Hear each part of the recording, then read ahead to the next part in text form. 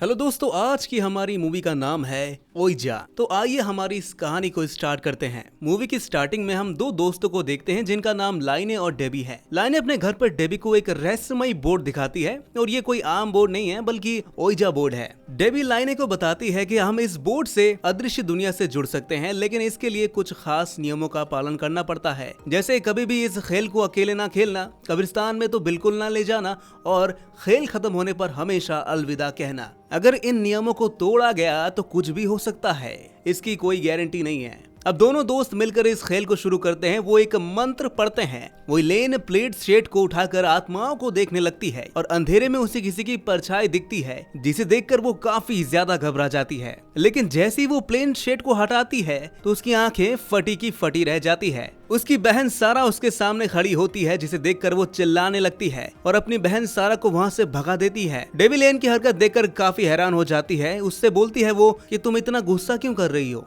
ये तो बस एक खेल था ना। सीन शिफ्ट होता है और यहाँ से हम देखते हैं डेबी को, जो अब काफी बड़ी हो चुकी है। डेबी अकेले अपने कमरे में बैठकर उस ओइजा बोर्ड के साथ खेलने लगती है। खेलते वक्त डेबी काफी परेशान दिखाई देती है। वो उस ओइजा बोर्ड को उठाकर सीधा आग में फेंक देती है। तभी उसके फोन पर लेन की कॉल आती है। वो भी अब बड़ी हो चुकी थी। लेन डेबी को घर के बाहर बुलाती है और उसे पार्टी में चलने के लिए कहती है, लेकिन डेबी उसे कहती है कि नहीं, मैं नहीं जा सकती। तभी लेन डेबी का परेशान चेहरा देखकर उससे पूछती है, तुम मुझसे क्या छुपा रही हो, हम तो एक दूसरे को सब बताते हैं। डेबी हिचकिचाते हुए लेन को ओइजा बोर्ड के बारे में बताती है और कहती है कि मैंने अकेले इस गेम को खेला था और तब से मुझे अजीब सा लग रहा है, मारो मेरा सर फट सा जा रहा है। जिस पर लेन उसे समझाती है कि ये सब बकवास से कहां इन झमेलों में पड़ी हो तुम, ये बस एक गेम है जिसे हम बचपन में खेला करते थे। इतना कहकर लेन वहां से चली जाती है और डेबी वापस से अपने कमरे में आती है। डेबी दोबारा से उसी ओइजा बोर्ड को पाती है जिसे उसने कुछ देर पहले आग में फेंक दिया था।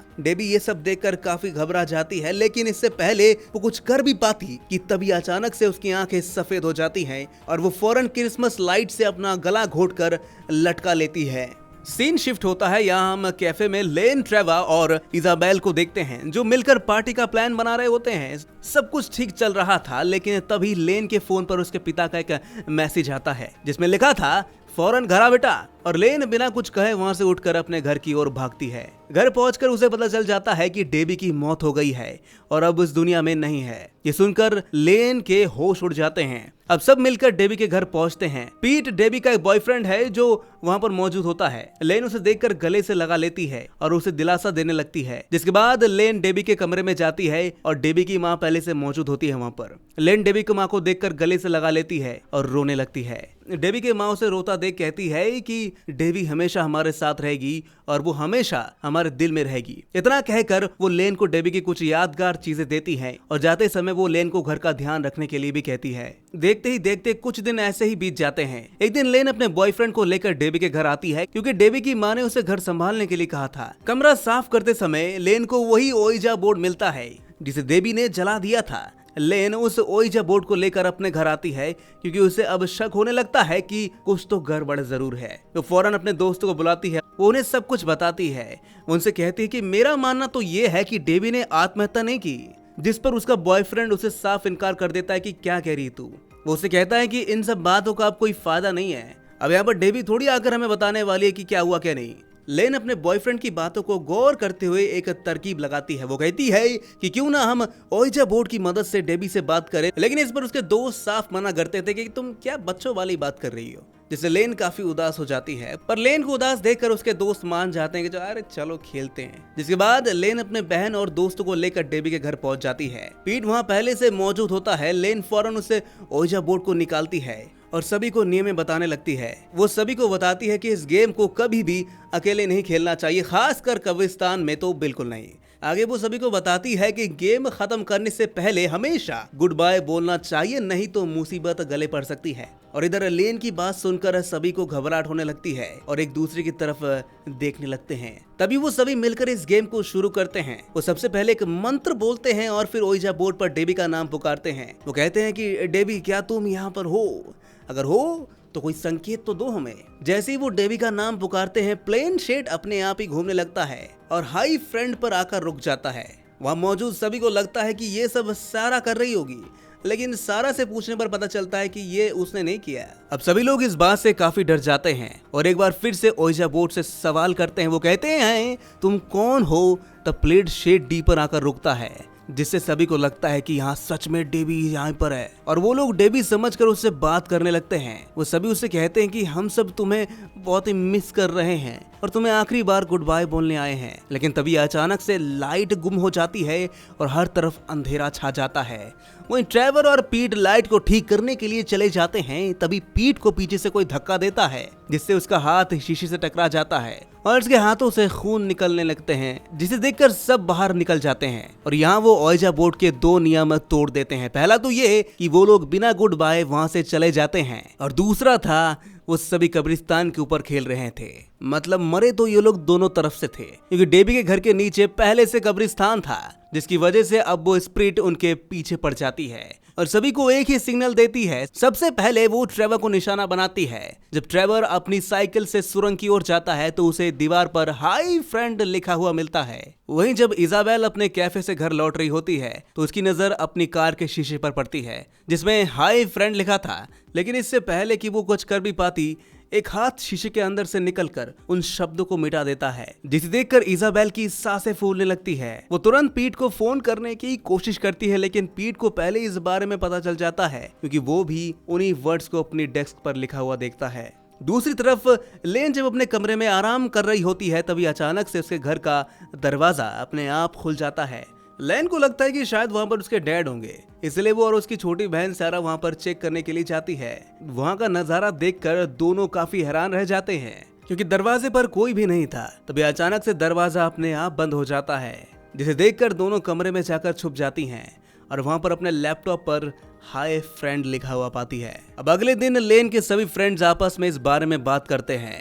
उन्हें लगता है कि डेबी उनसे कुछ कहना चाहती है, जिसके चलते वो लोग एक बार फिर से उस गेम को खेलने का सोचते हैं। वो लोग फौरन डेबी के घर पहुंच जाते हैं और उस गेम को स्टार्ट करते हैं। वो लोग ओइजा बोर्ड से सवाल कर रहे होते हैं कि तभी उन्हें एक चौंका देने वाला सच पता चलता है। असल में वो जिसे डेबी समझकर बातें कर रहे थे वो डेबी थी ही नहीं, वो कोई और स्पिरिट थी। तभी लेन फौरन उस प्लेन शेड को उठाकर देखने लगती है, जिसमें उसे एक बच्ची दिखाई देती है जिसके होठ सुई से सिले हुए थे। वो बच्ची उन्हें वार्न करते हुए वहां से जाने के लिए कहती है। वो कहती है कि यहाँ से चले जाओ वरना मदर आ जाएगी। और तभी अचानक से वहां पर उसकी मदर आ जाती है, जिसे देखकर सभी घबरा जाते हैं और फौरन वहां से बाहर की तरफ भाग जाते हैं। बाहर आते ही लेन की बहन सारा से बोलती है कि क्या हम भी ऐसे ही मारे जाएंगे सारा की तरह, क्योंकि उसने भी ओइजा बोर्ड का यूज किया था। जिस पर लेन उसे बताती है कि अब हम इस गेम को दोबारा कभी नहीं खेलने वाले और यहाँ से कहीं दूर चले जाएंगे।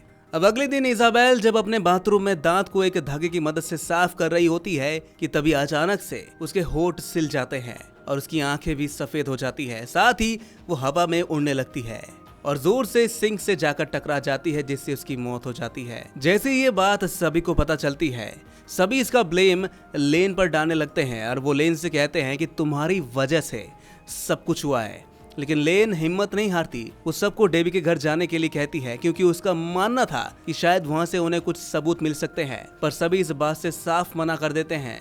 पीट एकमात्र उसका साथ देने के लिए तैयार होता है और वो दोनों एक बार फिर से डेबी के घर जाते हैं, जहां से लेन को छानबीन करने पर कुछ पुरानी तस्वीरें और एक गुड़िया मिलती है। तभी लेन को अचानक से वहां एक लड़की दिखाई देती है जिसके होठ सिले हुए थे। लेन डर के मारे वहां से भागने लगती है और भागकर सीधे पीटे के पास आ जाती है और उसे वही तस्वीर दिखाने लगती है जो उसे डेबी के कमरे में मिली थी। तस्वीर को देखने से ये पता चलता है कि ये तो वही लड़की है जो ओइजा बोर्ड को खेलते समय दिख रही थी, जिसका नाम डोरिस जेंडर है। पीट फौरन उस फैमिली के रिकॉर्ड्स ढूंढने लगती है तो उसे पता चलता है कि डोरिस जेंडर एक लापता लड़की थी, जिसे गायब करने में उसकी मां का हाथ था और कई साल पहले वो इसी घर में रहा करती थी। सबसे हैरानी वाली बात तो यह है कि डोरिस की बहन अभी भी जिंदा थी और बूढ़ी हो चुकी थी, साथ ही वो एक पागल खाने में बंद थी।